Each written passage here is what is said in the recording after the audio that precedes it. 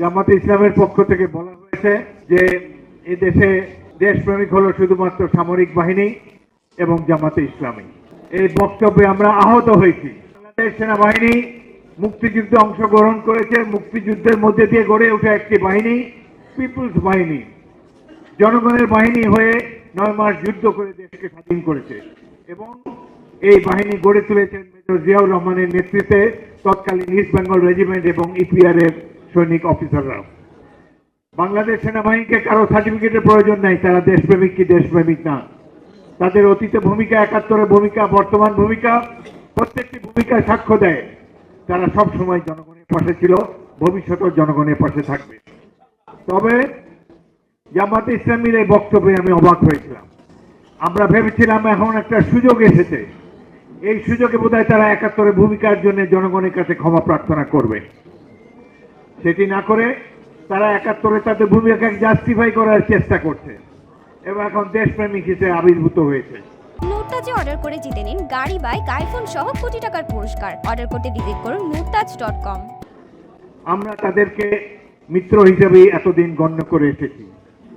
তাদের উপরে যখন অত্যাচার নির্যাতন চালিয়েছে ফ্যাসিস্ট বাহিনী, আমরা তাদের সাথে সহমর্মিতা জানিয়েছি। তাদের দলকে যখন বিলুপ্ত করে দেওয়া হয়েছে, ধানের শীষ দিয়ে তাদেরকে নির্বাচনে অংশগ্রহণ করার সুযোগ দিয়েছি। বেগম খালেদা জিয়া তাদেরকে মন্ত্রিসভায় স্থান দিয়েছে, আমরা অনেকে সেটি পছন্দ করিনি, দলের শৃঙ্খলার স্বার্থে মেনে নিয়েছি।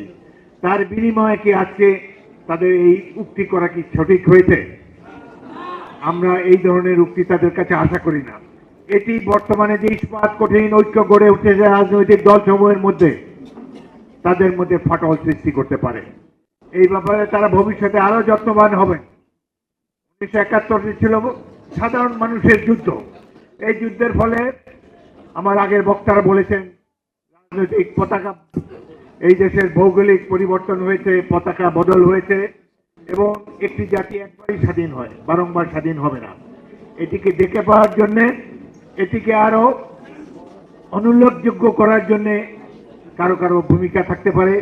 বিশেষ করে 71-এ মুক্তিযুদ্ধে যারা এর বিরোধিতা করেছিলেন, তারা হয়তো তাদের কালিমা মুক্ত হওয়ার জন্য এই মহান স্বাধীনতা যুদ্ধকেই তারা অবমূল্যায়ন করার চেষ্টা করতে পারেন।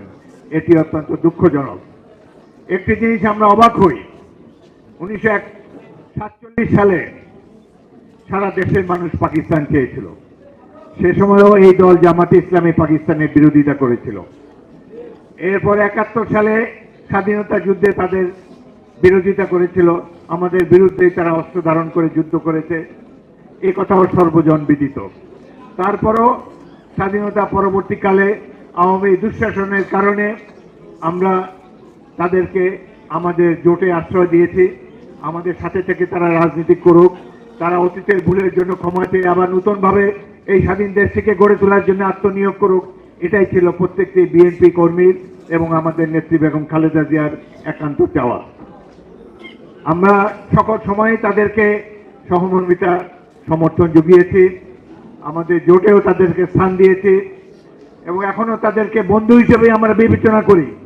তো এই মুহূর্তে যখন বিএনপির বিরুদ্ধে বিভিন্ন অ্যাঙ্গেল থেকে ষড়যন্ত্র শুরু হয়েছে, এ সময় তাদের এই ধরনের বক্তব্য, তারা দেশপ্রেমিক, শহীদ জিয়া এবং তার দল বিএনপি দেশদ্রোহী, এই ধরনের ইঙ্গিতপূর্ণ বক্তব্য আমরা ঘৃণা করে প্রত্যাখ্যান করছি।